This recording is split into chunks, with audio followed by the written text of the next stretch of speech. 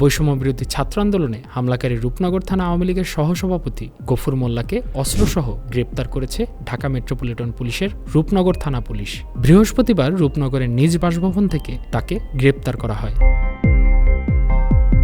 গ্রেপ্তারের সময় একটি শটগান, ৮টি অক্ষত গুলি এবং একটি ব্যবহৃত কার্তুজ জব্দ করা হয়।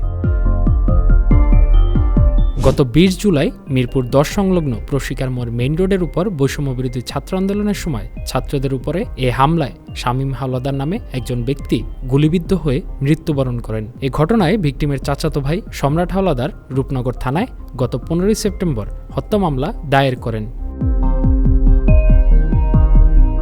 মামলাটি তদন্তকালে ঘটনাস্থলের বিভিন্ন ভিডিও ফুটেজ পর্যালোচনা করে প্রাপ্ত তথ্যের ভিত্তিতে গফুর মোল্লাকে এ ঘটনায় জড়িত থাকার বিষয়টি শনাক্ত করা হয়। আওয়ামী লীগের নেতাকর্মীরা বিভিন্ন জায়গায় ছাত্রদের উপরে তারা চড়াও হয়েছে এবং বিভিন্ন জায়গায় গুলি করেছে এবং সেখানে অনেক ছাত্ররা মারা গিয়েছে। সেই ঘটনার প্রেক্ষিতে আমরা শামীম হাওলাদার নামে একজন ছাত্র মারা গিয়েছেন। এই ঘটনাটা ঘটে ২০ জুলাই। এর পরিপ্রেক্ষিতে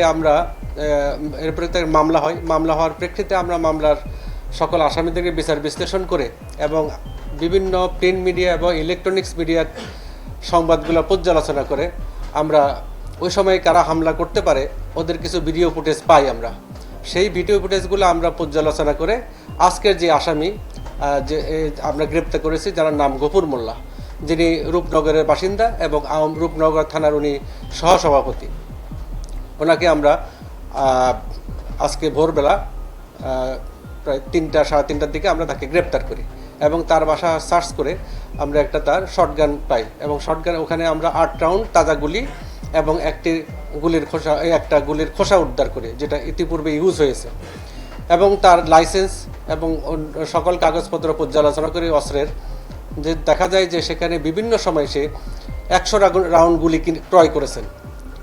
এর মধ্যে মাত্র ৮ রাউন্ড গুলি আমাকে দেখাতে পেরেছেন, আর বাকি যে ৯২ রাউন্ড গুলি উনি ইউজ করছেন, কোথায় ইউজ করছেন সেইটার জন্য সত্য দিতে পারেন নাই। এতে সহজে উনি পরবর্তীতে স্বীকার করে যে উনি বিভিন্ন সময় এই ছাত্র আন্দোলনের বিভিন্ন জায়গায় উনি গুলিবর্ষণ করেছেন।